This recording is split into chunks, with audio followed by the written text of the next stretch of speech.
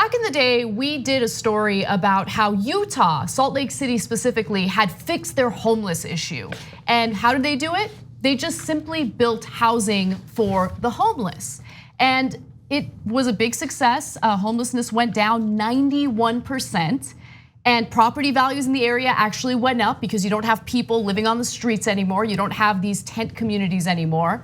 But unfortunately, now all of a sudden, the update to the story is that homelessness has experienced a spike again. And part of the problem is that the housing situation was a Band-Aid on a much larger issue, right? So instead of dealing with the root cause, there were just some fixes for the symptoms of that cause. So let me tell you what's going on right now with homelessness overall in the country, because it's a serious problem.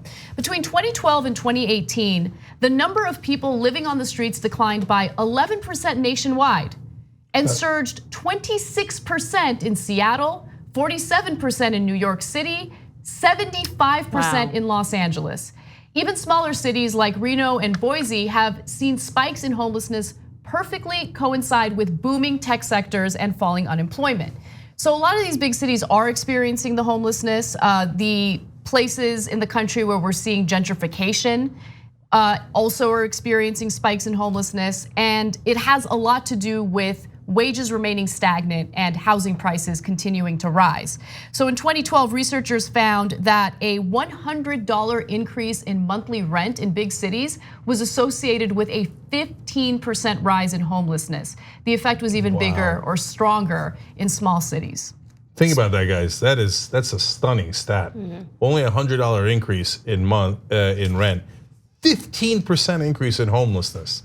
That's amazing. I believe it because the price of everything has gone up, but wages have not gone up. Right. Like if you look at the price of a loaf of bread from 30 years ago compared to a loaf of bread now, it's like what I don't know what the exact percentage, but it's a huge percentage, and salaries have not caught up. Yeah. So like you can even tell like when 10 years ago, if you looked at the homeless population in LA, it was a lot of mentally ill, drug addiction. But now you look at the homeless population in LA and it's like people just can't afford to pay rent. It's crazy. And so you're seeing a demographic shift where, before it was mostly people who had mental health issues or drug addictions.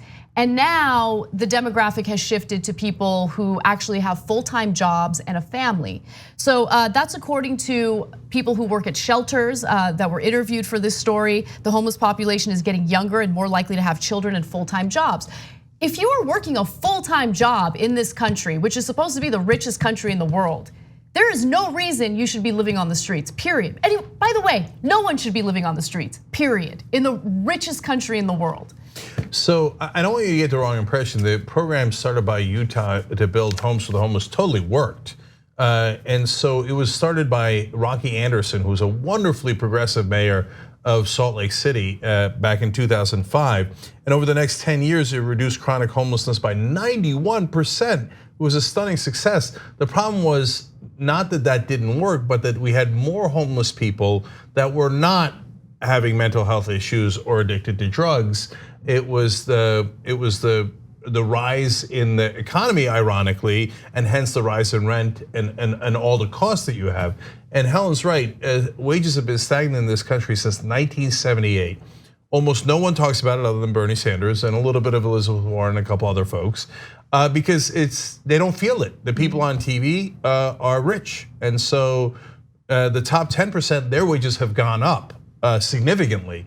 So all the powerful people that have access to the media and the other things and the politicians, they think that the world is hunky-dory.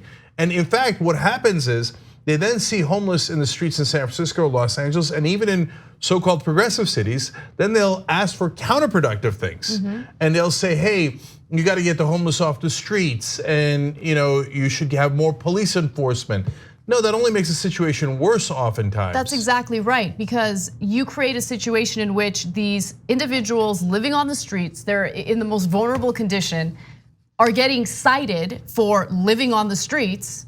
And then it makes it even more difficult for them to get out of that situation. Now they have a record, exactly. So they can't get a job, they can't get an apartment because they have a criminal record. And I can't tell you anecdotally how many people I know who have college degrees have spent times living in their car. I mean, a ton of people I know have spent 6 months, a year, just to get their just to save enough money to put a down payment on getting an apartment. Like we all know, like when you move an apartment, you need first, last, and a deposit. That's 3 months rent you need to pay up front. That it's not easy to get that together if you're making $12 an hour. Right, and earlier this week we did a story when you weren't here, Cenk, about how now there are these startup companies popping up all over the place that specifically loan money for people who can't afford their rent. So people are taking out mortgages for their rent. How absurd is that? Yeah, unfortunately that's the situation we're in. You know how we gotta fix it? Actually increase wages. Yeah. And actually put that in the legislation. Speaking of legislation, I want to say one last thing from my end. These things are not an accident. There's a reason for everything. And so again, a lot of times politicians and people on TV make it seem like, well, there's nothing we can do. I guess that's what's going on now, right? No, politicians took actions that led to these results. So between 1980 and 1990, for example, the number of low-income households that were receiving federal rental assistance dropped by more than half. So that was Reagan and the Republicans. Not only did they shut down mental health facilities, but they said we're gonna give less rent assistance to people who need it. And what happened? Back then, homelessness rose. Then we didn't do anything about it, and then we started defunding programs for the homeless, and then we started doing criminalizing panhandling, et cetera, and all of that made the problem worse and worse and worse. And here we are now. And if you drive around LA, there's tent cities everywhere. And even in a situation where we have low unemployment, the stock market is booming, we still have grapes of wrath type of situation in some of the biggest cities in the country because collectively we've decided we don't give a damn. And we're not funding the proper solutions, and we know what they are, we just won't do them. Yeah, we need to raise the wages. Nobody can live on $10 an hour. We need $15 an hour minimum. And for comedians, I would like to get paid more. On the go? Don't worry, we got you covered. You can still listen to TYT at our new podcast network. Find us on Apple Podcasts, the Google Play Store, or at tyt.com/podcast.